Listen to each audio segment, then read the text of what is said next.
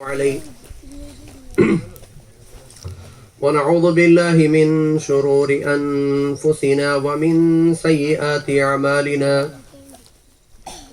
من يهده الله فلا مضل له ومن يضلله فلا هادي له ونشهد أن لا إله إلا الله وحده لا شريك له ونشهد أن سيدنا ومولانا محمدا عبده ورسوله أما بعد فأعوذ بالله من الشيطان الرجيم بسم الله الرحمن الرحيم يا أيها الذين آمنوا ادخلوا في السلم كافة ولا تتبعوا خطوات الشيطان إنه لكم عدو مبين قال النبي صلى الله عليه وسلم الدين يسر أو كما قال رسول الله صلى الله عليه وسلم رب اشرح لي صدري ويسر لي أمري واحلل عقدة من لساني يفقه قولي اللهم صل على محمد كما تحب وترضى.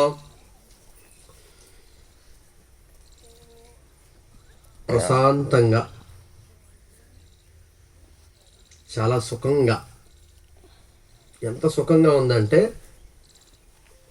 ఇక్కడ ఇలా బయాన్ చేస్తున్నవాడు అలా బయాన్ చేస్తా ఉంటే అలా నిద్ర అయ్యేవాడు అలా నిద్ర అయ్యేంత సుఖంగా ఉంది వాతావరణం. అంటే ఎండ ఉందనుకోండి, ఒక్క పోసేసి నిద్ర పట్టదు, కనీసం ఫ్యాన్లన్నా పెట్టలేదు అంటారు, ఇలా ఇస్తుమా పెట్టేసి అంటారు కదా.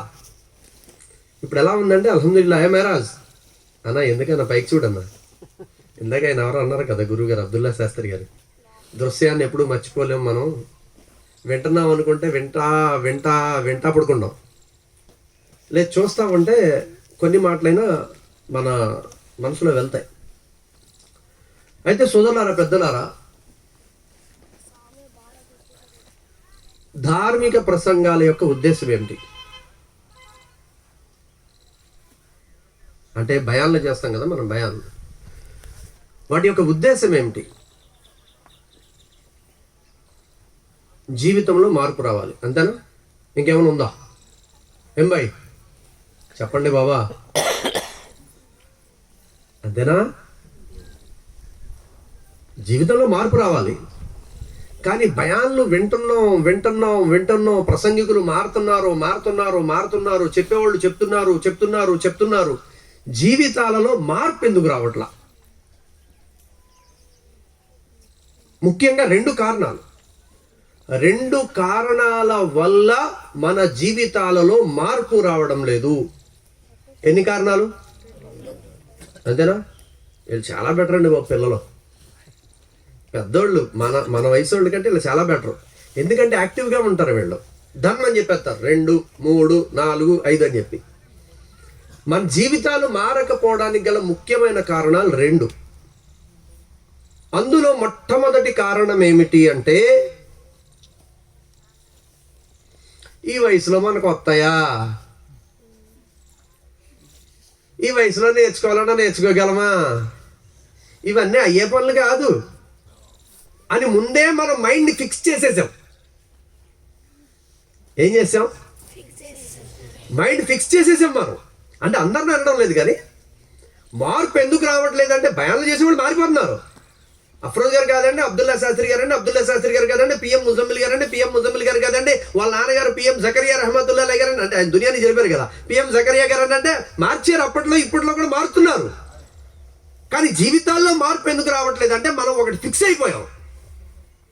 ఏంటది? ఇవన్నీ మనకు అవ్వలండి, ఆ తహరత్తు, ఆ నమాజు, ఆ ఉపవాసాలు, ఇవన్నీ అలవాట్లేదు కదా, ఇప్పుడు మళ్ళీ కొత్తగా ఇవన్నీ మొదలెట్టాలంటే అవ్వదు అని చెప్పి మైండ్ ఫిక్స్ చేసేసాం మనం. ఏం చేసాం చెప్పండి బాయ్? మైండ్ ఫిక్స్ చేసేసాం. ఏమంటే మీరు ఖచ్చితంగా పెన్షన్ తీసుకోవాలంటే, మీరు వాట్సాప్ గ్రూప్లో ఉండాలంటే, మనోళ్ళు ఏం చేశారు? ఒరే వాట్సాప్ గ్రూప్ అంటే ఏంట్రా పిల్లోడా, రే ఆ గ్రూప్ అంటే ఏదో ఉంటుందంట కదా, అందులో పెట్టరా నన్ను అని అడిగి నేర్చుకున్నారు కదా. ఏం బాయ్, నేర్చుకున్నారా లేదా? కొద్దిమంది కొద్దిమంది అబ్బా భయ్ నేను చెప్తానులే భయ్ ఎదరికి రమ్మని మీరు చెప్పకండి అంటే అందరూ మీ వైపు చూస్తున్నారు ఎవరు అబ్బాయినా అని చెప్పి. కొద్దిమంది వాళ్ళ పిల్లలు అవుట్ ఆఫ్ కంట్రీ వెళ్ళిపోయారు, ఇతర దేశాలు. పాపం ఈ తల్లిదండ్రులకేమో ఏం తెలియదు, ఏం రాదు. అలాంటప్పుడు అక్కడి నుంచి ఆ పిల్లలు చూడాలని తల్లిదండ్రులకి, ఇప్పుడు కొద్దిమందికి పిల్లలకి ఒక స్థాయికి ఒక హోదాకి వెళ్ళిపోయాక తల్లిదండ్రుల మీద ఏయ్ బాబు ఒకసారి నా మాట ఏనండి అంటే ఏం లేదు నేను వెళ్ళిపోతా, దూరం నుంచి వచ్చినండి, నేను కూడా ముసలోండి అవుతున్నాను కదా, కుర్రోడిని కాదు, చాలాసేపు ఇక్కడ టైం గడిపి పరిగెట్టుకెళ్ళడానికి. ఏం చెప్పా మర్చిపోయారు. ఇతర దేశాల్లో ఉన్న పిల్లలకి సంపాదన మీద ఎక్కువగా ధ్యాస ఎక్కువైపోయి, వాళ్ళకున్నటువంటి పనుల మీద ఎక్కువగా ధ్యాస ఎక్కువైపోయి, వాళ్ళకున్న బాధ్యతల మీద ఎక్కువగా ధ్యాస ఎక్కువైపోయి పిల్లల్ని పిల్లలు తల్లిదండ్రుల్ని చూడాలనేది మర్చిపోయినా, కానీ తల్లిదండ్రులు ప్రాణం ఏంటో, మా అబ్బాయి ఎలా ఉన్నాడో, మా కూతురు ఎలా ఉందో, ఒకసారి మాట్లాడితే బాగున్నాడు, నాకేమో ఫోన్ చేయడం రాదు, నాకేమో మాట్లాడటం రాదు అని చెప్పి అనుకున్నప్పుడు కొద్దిమంది తల్లిదండ్రులు వాళ్ళకి రాకపోయినా మీలాంటోడో నాలాంటోడో పట్టుకొని ఒరే అదేదో వీడియో కాల్ ఉంటుందంట కదరా, అది చేసి పెట్టరా, కొద్దిగా మా అమ్మాయిని చూడాలని ఉందరా, మా అబ్బాయిని చూడాలని ఉందరా, వాళ్ళతో మాట్లాడాలని ఉందరా అని చెప్పి నేర్చుకున్నామా లేదా మనం? ఏం బాయ్ నేర్చుకున్నామా లేదా? మరి అలాంటిది ఇన్ని నేర్చుకున్నాం కదా, మరి ఇస్లాం నేర్చుకోవడానికి బాధ ఏంటి? బాధ ఏంటంటే మనం ముందుగా మైండ్ని సెట్ చేసేసాం. ఏమని? ఇప్పుడు మనం నేర్చుకోలేం, ఇప్పుడు మనం నమాజులు చదవలేం, ఇప్పుడు మనం ఖురాన్ చదవలేం, ఇప్పుడు మనం ఉపవాసాలు ఉండలేం. ఆడవాళ్ళైతే ఇప్పుడు మనం బుర్ఖా వేసుకోలేం. ఒకవేళ బుర్ఖా వేసుకున్నా ఏంటే వదినా కొత్తగా నల్లదేదో వేసుకుంటాం ఏంటయ్యి అని అంటారేమో అని సిగ్గు మనోళ్ళకి. అంటే విలేజ్లో ఇలాగే ఉంటుందండి. ఎందుకంటే నా భార్య పక్కా విలేజ్. నా భార్య బురకా వేసినప్పుడు మా అత్తూరులో ఎవరు ఇలా ఒక 20 ఏళ్ల క్రితం మొత్తం అంతా కూడా మా ఏరియాలో ప్రియా పరలోకమందున మా తండ్రి నీకే వందనములు స్తోత్రములు ఆయన ఈ బిడ్డని ముట్టి స్వస్థపరచండి తండ్రి అని చెప్పేసి, మాదేమో ఫెలోషిప్ సంఘం, మా అత్తయ్య గారు వాళ్ళది వేరే సంఘం అన్నమాట. ఇస్లాం తెలీదు. ఎందుకని? ఇప్పుడేమో తెలుగులో చెప్తాం రండయ్యా బాబు, ఇస్లాం గురించి చెప్తామయ్యా బాబు, బిర్యానీ తిని వెళ్ళండయ్యా బాబు అంటే మనోళ్ళని ఖాళీ ఉండలా. నువ్వు నడుస్తూ ఉండరా నేను వచ్చేస్తా అని ఒక ఆయన, నువ్వు వెళ్తా ఉండవుదినా నేను వస్తానులే అని ఇంకో ఆవిడ. అప్పుడేమో అసలు తెలుగులో ఇస్లాం గురించి చెప్పేవాళ్ళే లేరు. ఏదో కర్మ కాలిపోయి మేము మసీదులో తెలుగు మాట్లాడిన పాపానికి, పాపం అంటే పాపం కాదండోయ్, వాళ్ళ భాషలో చెప్తున్నా, వాళ్ళు దాన్ని ఏదో పాపంగా ఫీల్ అయిపోయేవారు ఆ రోజుల్లో. 2001 లేదా 2000 లేదా 2001లో నేను తెలుగు భాష మాట్లాడేదాన్ని పాపానికి వాళ్ళ దృష్టిలో. ఆ కారణంగా మెడబట్టుకొని ఇక్కడ వేసి మీరు 100 భాషలరా లదాపుగలరా, రంజాన్లో తినడానికి వస్తారు, నమాజులు చేయరా అని చెప్పి గెంటేసిన పుణ్యాత్ములు కూడా ఉన్నారు. అల్లా వారిని క్షమించుగాక. అయితే విషయం ఏంటంటే సోదరులారా సోదరీమల్లారా, మనం వాట్సాప్లో ఫోన్ చేయడం నేర్చుకున్నాం, మనం వాట్సాప్ గ్రూపుల్లో జాయిన్ అయ్యి ఆ యొక్క డబ్బులు ఎలా తీసుకోవాలి, ఆ పెన్షన్ ఎలా తీసుకోవాలి అని చెప్పి అది కూడా నేర్చుకున్నాం. ఏమి నేర్చుకోలేదంటే నమాజ్ నేర్చుకోలేదు, ఏమి నేర్చుకోలేదంటే ఖురాన్ నేర్చుకోలేదు, ఏమి నేర్చుకోలేదంటే ఇస్లాం నేర్చుకోలేదు. ఎందుకని? అవన్నీ మాకు రావండి, ఈ వయసులో జరగవండి అని చెప్పి మైండ్ ఫిక్స్ చేసేసాం మనం. ఇది మొదటి కారణం మన జీవితంలో మార్పు రాకపోవడానికి. ఇదేంటి భయ్? మొదటి కారణం. మన జీవితాలు మారట్లా. అందుకోసమే ఎందుకు మారట్లేదండి? వెనకాలలో ఎన్ని ఇల్లులు ఉన్నాయి? 40 ఉంటాయా? 65 ఇల్లులు ఉంటే ఇంటికి ఒక్క మగ మనిషిని లెక్కేసిన 65 ఇల్లులు, 65 మంది, అంతేనా? మీ మసీదు ఫుల్ అయిపోతుంది డైలీ. మరి ఎందుకు ఫుల్ అవట్లేదండి అంటే మొట్టమొదటి కారణం, చాలా పెద్ద కారణం ఏంటంటే తహరత్ని అసలు తహరత్ అనుకోరు మన వాళ్ళు కొద్దిమంది. సరే, ఈ టాపిక్ వెళ్ళే ముందు ఇంకో కారణం చెప్తాను, అది మర్చిపోతే మళ్ళీ ఆ రెండో కారణం చెప్పలేదు గురుగారు అంటారు మీరు. కొద్దిమంది అంటుంటారు, మంచిగా ధ్యానంగా వింటారు వాళ్ళు, మాషాల్లా మేమేమో వేరే ఒక టాపిక్లో మాట్లాడుతూ ఒక విషయం అటు వెళ్ళిపోతాం కదా, అప్పుడు ఈ టాపిక్ నాకు గుర్తు చేసి మరి అడుగుతారు, గురుగారు మీరు రెండో చెప్పలేదంటారు. రెండో కారణం ఏంటంటే సోదరులారా, ఒకటి ఏంటంటే మాకు ఈ వయసులో రాదు అని ఫిక్స్ అయిపోయాం. రెండో కారణం ఏంటంటే మనము మన పిల్లలకి ధర్మాన్ని చిన్నప్పటి నుంచి నేర్పట్లా. ఎప్పటి నుంచి నేర్పట్లా భయ్? చిన్నప్పటి నుంచే. ఇస్లాం అంటే నేర్పట్లా, దీన్ అంటే నేర్పట్లా, అల్లా అంటే చెప్పట్లా, రసూలుల్లా అంటే చెప్పట్లా, పరలోకం అంటే చెప్పట్లా, దైవదూతలు అంటే చెప్పట్లా, ఖురాన్ అంటే చెప్పట్లా, హదీస్ అంటే చెప్పట్లా, బిదిరాత్ అంటే చెప్పట్లా, తహరత్ అంటే చెప్పట్లా, గుసుల్ అంటే చెప్పట్లా, తల్లిదండ్రులు గౌరవ మర్యాదలు చెప్పట్లా, బంధువుల యొక్క విలువ చెప్పట్లా, ఇస్లాం అంటే చెప్పట్లేదు. కాబట్టే పిల్లలకి ఇస్లాం యొక్క విలువ లేకుండా పోయింది. ఇది రెండో కారణం మన జీవితాలు మారకపోవడానికి. ఇది రెండో కారణం. ఎందుకంటే ఒక మాట చెప్తారండి పెద్దోళ్ళు, జో బచ్పన్ మే సీకేగా ఓ బచ్పన్ మే బి నహీ భూలేగా అంటారు. ఏంటంట? ఆ సామాన్లు వెళ్ళిపోతుంది మైండ్లోకి. మనకి పాత సామాన్లు కొంటాం వెళ్ళిపోతుంది మైండ్లోకి. ఏంటంట? ఏం చెప్తున్నా భయ్?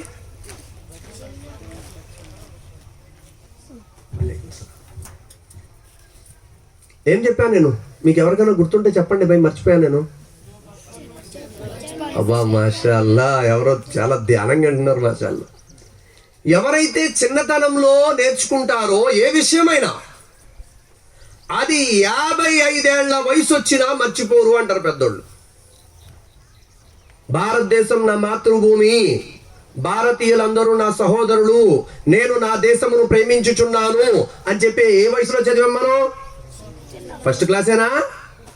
అంతేనా? 5 సంవత్సరాల వయసులో. 40 ఏళ్ళు వచ్చింది, మర్చిపోలే కదా. 50 ఏళ్ళు వచ్చినా మర్చిపోరు, 60 ఏళ్ళు వచ్చినా మర్చిపో. ఎందుకు మర్చిపో? బచ్పన్ మే హమ్నే పడా, చిన్నప్పుడే మనం చదివాం. అందుకోసమే మనం ఈ రోజున మన పిల్లలకి ఇస్లాం అంటే నేర్పట్లా, అల్లా అంటే చెప్పట్లా. ఈ యొక్క జీవితాలు మారకపోవడానికి గల మూల కారణం, దానికి మనం కూడా ప్రధానమైన కారణం. మనది కూడా ఉంది. ఈ రోజున పిల్లలు సరిగ్గా ఉండలేదండి. మన వాళ్ళు అమ్మాయిలు అసలు సరిగ్గా లేరు. వింటున్నారా లేదా? ఏం భయ్, వింటున్నారు కదా? అమ్మాయిలు సరిగ్గా లేరని. ఎందుకు సరిగ్గా లేరంటారో? ఎందుకు భయ్, ఎందుకు సరిగ్గా లేరంటారో? ఏమి లేక? తల్లిదండ్రులు హజరత్ లుక్మాన్ అలైహిస్సలాతు వస్సలాం గురించి ఖురానే మజీదులో అల్లా తబారకు తాలా సూరా లుక్మాన్ లో చెప్పాడు, యా బునయ్య లా తుష్రికు బిల్లా, కుమారా అల్లాకు సాటి కల్పించకు. ఇది చాలా భయంకరమైనటువంటి తప్పు, ఇది చాలా భయంకరమైన దౌర్జన్యమని హజరత్ లుక్మాన్ అలైహిస్సలాం తమ కుమారుడికి హితబోధ చేసిన విషయాన్ని ఖురాన్ అల్లా తెలియజేశాడు. ఈ రోజున మీరు మీ కొడుకు చెప్పట్లేదు, నేను నా కూతురికి చెప్పట్లేదు. ఎప్పుడైతే మనం మన పిల్లలకి షిర్క్ అంటే ఏంటి, తౌహీద్ అంటే ఏంటి, ఏకత్వం అంటే ఏంటి, బహుదైవారాధన అంటే ఏంటి, అల్లా అంటే ఏంటి అని మనం చెప్పకపోతే వాళ్ళకి ఎక్కడ తెలుస్తుంది ఇస్లాం అంటే? వాళ్ళకి షరియత్ అంటే ఎక్కడ తెలుస్తుంది? మనం ఎప్పుడు చెప్పం వాళ్ళకి, ఎప్పుడు కూడా ఇస్లాం గురించి నేర్పలేదు మనం వాళ్ళకి. మా అమ్మాయి అండి అసలు అలా చేస్తుంది అనుకోలేదండి, చాలా మంచిగా ఇస్తిమాలకి వెళ్ళేదండి, కూర్చునేదండి, నమాజ్ కూడా చదువుకునేదండి. బాగా గుర్తుంచుకోండి సోదరులారా, అక్కలారా, చెల్లెల్లారా, బాగా గుర్తుంచుకోండి. కేవలం ఆడపిల్లలు బురకా వేసుకొని నమాజ్ చదివినంత మాత్రాన, మగపిల్లలు టోపీ పెట్టుకొని నమాజ్ చదివినంత మాత్రాన అది పూర్తి దీన్ కాదు. అది పూర్తి దీన్ కాదు. అది పూర్తి దీన్ అనుకున్నామంటే మన అపోహ. అది పూర్తి ధర్మం కాదు. పిల్లలకి మనం చిన్నప్పటి నుంచే చెప్పాలండి, అల్ హయాఉ మినల్ ఈమాన్. సిగ్గు అనేది విశ్వాసంలో ఒక భాగం. సిగ్గు అనేది పిల్లలకి నేర్పాలి కదా. మనం చిన్నప్పటి నుంచే సిగ్గు నేర్పట్లా మనం. ఎందుకంటే మనం సిగ్గు లేకుండా ప్రవర్తిస్తున్నాం కొన్ని సందర్భాల్లో. కూతురు ఎదురుగా పెట్టుకొని మరదలతో సరసలు ఆడుతుంటాడు ఎటకారాలు ఈయన పెద్ద మనిషి. మీకు అర్థమవుతుందో లేదో నా భాష? అర్థమవుతుందా? నా భార్య నాకు హలాలా అండి, నా మరదలు నాకు హలాలా హరామా? అంతేనా? హలాలా? హరామే కదా. నా భార్యతో నేను వెటకారం ఆడొచ్చు, తప్పు కాదు. నా భార్య చెల్లెలతో లేదా నా భార్య అక్కతో నేను వెటకారాలు ఆడకూడదు. నేను నవ్వుతూ మాట్లాడటం అంటే, నవ్వుతూ మాట్లాడటం ఇక్కడ రెండు అర్థాలు ఉన్నాయి. ఒకటి, అస్సలాము అలైకుం అఫ్రోజ్ భాయ్ బాగున్నారా అని చెప్పి నా వదిన గారు అడిగారు, వాలేకుం సలాం బాబీ అల్హమ్దుల్లా అని వెళ్ళిపోయా. నవ్వుతూ సమాధానం చెప్పా, చిరునవ్వుతో వాలేకుం సలాం బాబీ అల్హమ్దుల్లా అని చెప్పి వెళ్ళిపోయా. అది కాదు, సరసాల కోసం నవ్వుతారు చూసారా, అది వదిన గారితో అయినా మాట్లాడకూడదు, మరదలతో అయినా మాట్లాడకూడదు, కేవలం తమ భార్యతో మాత్రమే మాట్లాడొచ్చు. కానీ ఇక్కడ కొద్దిమంది మగోళ్ళు ఏం చేస్తారంటే, మరదలతోటి చాలా చిలిపిగా నవ్వుతూ చేతులు నలిపేసుకుంటూ డైలాగ్ వేస్తా ఉంటే, నీ కూతురు నిన్ను చూసి, నీ కొడుకు నిన్ను చూసి ఏం నేర్చుకుంటాడు? నా కూతురు నన్ను చూసి, నా కొడుకు నన్ను చూసి ఏమి నేర్చుకుంటాడు? మా నాన్నగారు పరాయి స్త్రీ వస్తే చెడుగా చూడరు, చెడుగా మాట్లాడరు, అతిగా మాట్లాడరు, మాట్లాడతారు, ఎంతవరకు మాట్లాడితే అంతవరకే. అదే మన పిల్లలు మనల్ని చూసి నేర్చుకుంటారు. మన పిల్లలు అదే చూసి నేర్చుకుంటారండి. మనం అలా కాదు. మనలో కొద్దిమంది, మనోళ్ళకి కొద్దిమందికి బాగా తెలుసుకోవడానండి. పరాయి ఆడవాళ్ళని చెడుగా చూడకూడదు, ఇస్లాం ప్రకారంగా నిషిద్ధమని తెలుసు. వాళ్లతో అతిగా మాట్లాడకూడదు, వ్యర్థంగా అని చెప్పి కూడా తెలుసు. అయినప్పటికీ కూడా పని అయిపోయిన తర్వాత కూడా, what is your beautiful name? నీకెందుకయ్యా? నీకెందుకు? నీ ఇష్టమైన పేరేంటి? మీ ప్రియమైన పేరు? ఎప్పుడైతే ఇలా మాట్లాడతారో ఆ సిగ్గులేని అటువంటిది ఈ పిల్లలు చూస్తారో, ఆ పిల్లలు ఆటోమేటిక్గా నేర్చుకుంటారు, ట్రాన్స్ఫర్ అయిపోద్ది. అందుకోసమే అల్లాహ్ నబీ అన్నారు, అల్ హయాఉ మినల్ ఈమాన్. విశ్వాసంలో ఒక భాగం, ఒక శాఖ సిగ్గు అనేది. సిగ్గు అనేది మనం సిగ్గుపడితే మన పిల్లలు సిగ్గు నేర్చుకుంటారు. ఇక్కడ తల్లులు కూడా, మేరే మా బెహనో, అక్కలారా, చెల్లెల్లారా, మనం కూడా పరదాలో ఉండాలి. పరదా ఎందుకండి? ఆడవాళ్ళ గౌరవాన్ని అనిచేయడానికా? ఆడవారి హక్కులు అనిచేయడానికా? ఏం భయ్? కొద్దిమంది ఏమనుకుంటారు తెలుసా అండి, ఎందుకమ్మా ఈ నల్ల ముసుగేసుకో అని తినేస్తున్నారు ఎళ్ళ, ఎందుకంటావు ఇది అంటారా లేదా? భయ్, ఒక సామెత ఉంటుంది, తెలుగులో చెప్తారు, మీ సైడ్ ఉంటుందో లేదో నాకు తెలీదు. మన బంగారం సరిగ్గా ఉంటే కంసాలో అనాల్సిన పని లేదంటారు. విన్నారా మీరు? అది విన్నారా? అంటే మన బంగారం సరిగ్గా ఉంటే కంసాలో అనాల్సిన పని లేదు అంటే, మన కూతురు, మన భార్య, మన అక్క, మన చెల్లి, మన ఆడవాళ్ళు పరదాలో ఉంటే వేరే మగోళ్ళని అనాల్సిన పని లేదండి. పరదా అంటే కేవలం కొద్దిమంది ఆడవాళ్ళు అనుకుంటారు, బురకా వేసేసుకుంటే సరిపోద్ది, పైనుంచి కింద కప్పేసుకుంటే అనుకుంటారు. కాదమ్మా, పరదా అంటే సోదరి మల్లారా, పూర్తిగా పరాయి మగవాళ్ళని చెడుగా చూడకుండా కళ్ళని కంట్రోల్ చేసుకోవాలి. మీరు అనుకుంటారు, అన్నయ్య గారు మరి మగోళ్ళకి లేదా పరదా అని. మగోళ్ళకి కూడా పరదా ఉందమ్మా. పరాయి ఆడవాళ్ళని చెడుగా చూడటం మగోళ్ళకి నిషిద్ధం. ఎలాగైతే మీరు పరాయి మగవాళ్ళని చెడుగా చూడటం నిషిద్ధమో, అలాగే మేము అంటే మగవారు పరాయి స్త్రీలను చెడుగా చూడటం నిషిద్ధం. సోదరి మల్లారా, మన జీవితాల్లో భయాలు జరుగుతున్నాయి, మరియు వక్తలు మారుతున్నారు, ప్రసంగికులు మారుతున్నారు, ఒకరిని మించి ఒకరిని గురువులు తీసుకొస్తున్నారు. మార్పు ఎందుకు రావడం లేదంటే రెండే కారణాలు. మొదటి కారణం ఏంటి భయ్? ఏం కారణం? అబ్బా, పిల్లలు చూడండి అసలు ఎలా చెప్తున్నారు.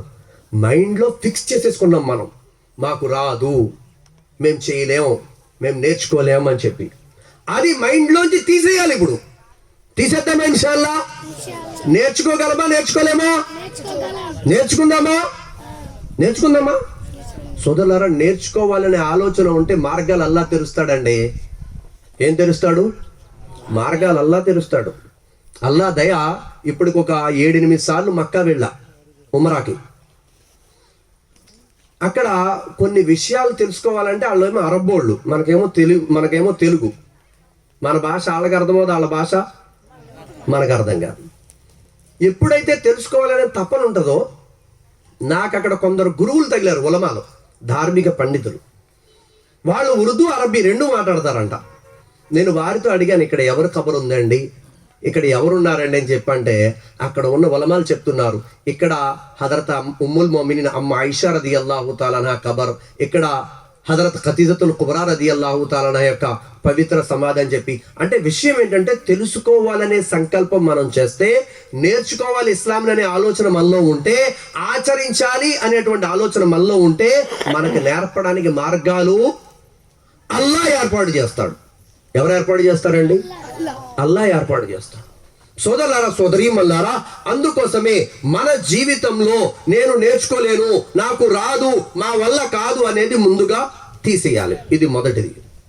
రెండో పని, సోదరులారా, సోదరీమణులారా, పిల్లలకి మనం చిన్నప్పటి నుంచి ఇస్లాం గురించి నేర్పించాలి. నేర్పిద్దామా? ఇన్షాల్లా నేర్పిద్దామా? ఇక్కడ కొట్టకూడదండోయ్, ఇక్కడ కొట్టకూడదు. స్కూల్లో కొడితే ఊరుకుంటారా తల్లిదండ్రులు? ఏమేరా ఊరుకుంటారా? ఊరుకోరు కదా. ఎందుకు ఊరుకుంటారంటే మీకు ఫీజులు ఎందుకు కడతాం, మా పిల్లలు మీరు కొట్టాల్సిన అవసరం ఏముందంటారు. మా టైంలో అయితే అమ్మ మాస్టర్ గారు కొట్టారే, అప్పారావు మాస్టర్ గారు కొట్టారే, మీనా కుమారి టీచర్ గారు కొట్టారని కానీ ఇంకో 4 పెడేలు మా అమ్మగారు కొట్టేసేవారు. టీచర్లు కొడితే ఇంటికి వచ్చి చెప్తావా ఎదవా అని చెప్పి, అదో బంపర్ ఆఫర్ మాకు. అందుకే చెప్పేవాళ్ళం కాదు. ఎందుకని అక్కడ దెబ్బలు తినాలి, ఇక్కడ దెబ్బలు తినాలి, ఎందుకులే మూసుకొని గొడవ వదిలిపోద్దని చెప్పేవాళ్ళం కాదు. ఇప్పుడైతే అలా కాదు. చిన్న దెబ్బ తగిలితే తల్లిదండ్రులు తెలిసిందా అక్కడికి వెళ్ళి మొత్తం రచ్చ. పిల్లలకి గారం ఉండాలండి, అతి గారం ఉండకూడదు. ఏముండాలి? గారం ఉండొచ్చు, ప్రేమ ఉండాలి, గారం ఉండాలి. కొన్ని సందర్భంలో గారం పెట్టాలి పిల్లలకి. అతి గారం పెడితే పిల్లలు నాశనం అయిపోతారు. మా ఓడు ఏం తప్పు చేసినా, మా ఓడు అలా చేయడమ్మా, చేసాడురా నాయన అంటే, మా ఓడు అలా చేయడమ్మా, మీ కూతురు అలా బయట కనపడిందంటే, మా కూతురు కాదమ్మా, నీ కూతురుగా నాయన, మా కూతురు కాదు, నీ కళ్ళు పోయినాయి అంట. ఇంకెక్కడ బాగుపడతారు మన పిల్లలు? అంటే మనం కళ్ళకి ఒక గ్లాసెస్ పెట్టేసుకున్నాం. అవి ఏంటంటే, నా కూతురు పవిత్రమైనటువంటి అమ్మాయి, అసలు తప్పే చేయదు, నా కొడుకు పవిత్రమైన అబ్బాయి, వాడి వల్ల తప్పే జరగదు. ఎందుకు జరగదు? మనుషులు కదా అంటే, మనుషులా కదా? జరుగుద్దా లేదా? తల్లిదండ్రులకి ముందు సాంకేతాలు వస్తాయి, కొన్ని హెచ్చరికలు వస్తాయి. తెలుసా మీకు? తెలుసా? టైం లేదు పోయి, నాకు 20 నిమిషాలే ఉంది. సాంకేతాలు వస్తాయి. ఏమండి, మీ అమ్మాయి మొన్న అక్కడ ఎక్కడో కనపడింది అనగానే, మా అమ్మాయి కాదు, నువ్వు ఎవరినో చూసుంటావు. ఇంకెక్కడ మన పిల్లకి మనం సంజాయించుకుంటాం? ఎక్కడ మన పిల్ల మీద నిఘా పెడతాం? మనం ఎక్కడ మన కూతుర్ని రక్షించుకుంటాం? అలాగే కొడుకు విషయంలో కూడా. ఏమండి, మీ ఎవడు అక్కడ ఆడతోటి ఆ సిగరెట్లు కాలుతున్న కుర్రోడితో కూర్చున్నట్టు నాకు కనపడ్డాడంటే, మావాడు కాదు, నీ కళ్ళు పోయినా అని చెప్పేసి మనం అంటే, ఇంకా ఆడి మంచి చెడ్డ మనం ఎక్కడ చూస్తాం? ఆడు బాగుపడాలని ఎక్కడ ఆలోచిస్తాం? ఆడు బాగు కోసం ఎక్కడ తప్పని పడతాం? పడం మనం. దానికోసమే సోదరులారా, సోదరీమణులారా, మన పిల్లలకి చిన్నప్పటి నుంచి కూడా మనం అల్లా అంటే ఏంటి, తౌహీద్ అంటే ఏంటి, అంతిమ ప్రవక్త, ఆఖరి ప్రవక్త హజరత్ ముహమ్మద్ సల్లల్లాహు అలైహి వసల్లం అంటే ఏంటి మనం చెప్పాలి. మొన్న నేను తణుకు నుంచి వస్తా ఉంటే, ఆ తణుకులో ఒక అబ్బాయికి లిఫ్ట్ ఇచ్చా. 4th క్లాసో 5th క్లాస్ చదువుతున్నాడు. ఆ చదువుతున్న కుర్రోడు నా బండి మీద ఎక్కిన తర్వాత నేను పేరు అడిగా. ఫలానా పేరు అని చెప్పాడు. నేను మాట్లాడుతూ ఉంటూ ఆ కుర్రోడు ఒక మాట అన్నాడు. అన్న, నువ్వు అల్లావా అని అడిగాడు. ఏమడిగాడు? పిల్లలు అడుగుతారు కదా, తెలియక గడ్డం టోపీలు చూస్తే తెలియదు కదా వాళ్ళకి. మీరు అల్లా అన్నా అని అడిగారు. నేను అన్నా, అల్లా అంటే సృష్టికర్తమ్మ, దైవం అమ్మ, మేము ఆయన దాసులం, మనందరం కూడా ఆయన పుట్టించినటువంటి మనుషులం అని చెప్పేసి అంటే, ఆయన అన్నాడు, ఆ పిల్లోడు అన్నాడు, నేను కాదని, నేను యేసుక్రీస్తుననియా, నాకు యేసుక్రీస్తు నాకు గాడ్ అని చెప్పి అన్నాడు. ఎవర్రా యేసుక్రీస్తు అంటే, జెరూసలేంలో పుట్టాడు కదని ఆయన అని. ఎన్ని సంవత్సరాలు పోయి? 10 లోపే. 4th 5th అంటే 10 లోపే, 10 లేకపోతే 10 మహా అయితే. ఆ పిల్లోడు చెప్తున్నాడు, జెరూసలేంలో పుట్టాడు జీసస్ క్రైస్ట్, ఆయన మా గాడ్, ఆయన మా దేవుడు అని చెప్పి. ఇక్కడ ఉన్నటువంటి పిల్లల్ని అడగండి, హజరత్ ముహమ్మద్ సల్లల్లాహు అలైహి వసల్లం ఎక్కడ పుట్టారని చెప్పేసి అంటే, నానా మన ప్రవక్త గారు అంటే ఎక్కడ పుట్టారు అని అడుగుతారు మన వాళ్ళు. అంతేనా? ఎందుకని? మన పిల్లలకి మనం నేర్పలా, మన పిల్లలకి మనం ఇస్లాం గురించి చెప్పలా. మా ఓడు స్టెప్ ఎలాగేస్తాడు తెలుసా? నడువంతా నలిపేస్తాడు, కాళ్ళంతా తిప్పేస్తాడంట. మెడ తిప్పేమనండి పోతాడు. ఏంటి గొప్ప? ఇదివరకు రోజుల్లో ఎలా ఉండేదంటే, మాము వచ్చారు, మామూకి సలాం చేయి, మామూకి కలిమలు వినిపించమ్మా, మామూకి సురాలు చెప్పు.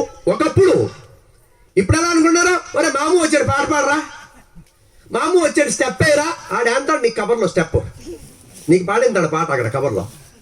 మరి మనం పిల్లలకి అయ్యే నేర్పుతున్నాం కదా, అక్కడ వేస్తాడు స్టెప్. సోదరులారా, పెద్దలారా, మనం మన పిల్లలకి ఇస్లాం అనేది చిన్నప్పటి నుంచే నేర్పించాలి. నేర్పించకపోతే బాగా గుర్తుంచుకోండి, మన పిల్లలకి మనం చిన్నప్పటి నుంచి ఇస్లాం నేర్పకపోతే ఈ తరంతో ఇస్లాం అంతం కాదు, ఇస్లాం మన పిల్లల జీవితంలో ఆగిపోద్ది. మనం నాశనం అవుతాం, ఇస్లాం నాశనం కాదు. ఎందుకని? నా ఫోన్లో ఒక 8,000 కాంటాక్ట్స్ ఉంటాయి. ఎన్నండి? 8,000 కాంటాక్ట్స్ ఉంటాయి. అందులో ఒక 6,000 లేదా 6,000 పైనే ఇస్లాంలో రివర్ట్ అయిన వాళ్ళు నెంబర్లు ఉంటాయి. నాతో ఏదో ఒక మసలా అడగడం కోసం ఫోన్ చేస్తున్నాడు. అందుకే ఖురాన్ మజీదులో అల్లాహ్ తబారక్ తఆలా అంటాడు, ఏమని? ఓ ప్రవక్త, ఈ ఇస్లాం యొక్క శత్రువులు తమ నోటితో ఇస్లాం అనే జ్యోతిని ఊది ఆర్పాలనుకుంటున్నారు, కానీ అల్లాహ్ ఇస్లాం అనే జ్యోతిని వ్యాప్తి చేయాలని అనుకుంటున్నాడు. నిశ్చయముగా అల్లాహ్ కోరుకున్నదే జరుగుద్ది, ఆయన అనుకున్నదే జరుగుద్ది. ఎందుకని? సోదరులారా, సోదరీమల్లారా, మీరు ఇస్లాం మీద ఆచరిస్తే మీకు లాభం, నేను ఇస్లాం మీద ఆచరిస్తే నాకు లాభం. మనం ఆచరించకపోతే ఎవరికి నష్టం? మనకే నష్టం. ఇస్లాంకి ఏమి నష్టం లేదండి.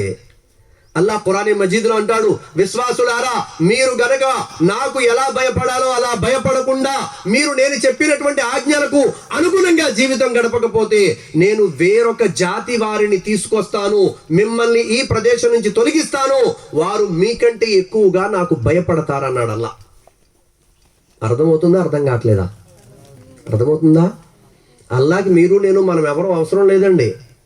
మనం ఏదో ఇస్లాం నమాది అన్నీ అవ్వండి అంటే అల్లాహ్కి అవసరం. మళ్ళీ అక్కడి నుంచి తీసేసి వేరే వాళ్ళు తీసుకొచ్చి మన ప్లేస్లో నిలబెడతాడు అల్లాహ్. వాళ్ళు మీలాగా నాలాగా ఉండరండి, మనకంటే ఎక్కువగా అల్లాహ్కి భయపడతారు అన్నాడు అల్లాహ్ ఖురాన్లో. దానికోసమే సోదరులారా, సోదరీమల్లారా, మన పిల్లలకి చిన్నప్పటి నుంచి ఇస్లాంను నేర్పించాలి.